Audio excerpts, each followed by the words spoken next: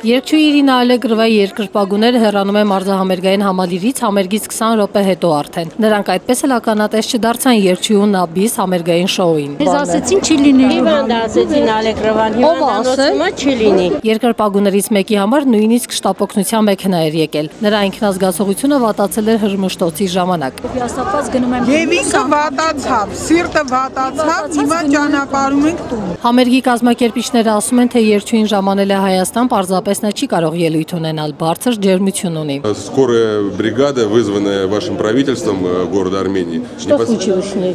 Температура 40, дальше пока ничего не знаю. Նրանք ցույց են տալիս Երկչույու նամակը։ Հայցում եմ ձեր մեծ ներողամտությունը, խնդրում եմ վերաբերվել այս հանգամանքին ներողամտորեն հասկանալով։ Forepost Art ընկերության Երևանյան գրասենյակի ներկայացուցիչը վստահեցնում է, թե Իրինա Ալեգրովայի հրաժեշտի համերգը հայ հանդիսատեսը այնուամենայնիվ կդիտի, պարզապես արդեն մեկ ամիս հետո ապրիլի 6-ին նույն տոմսերով։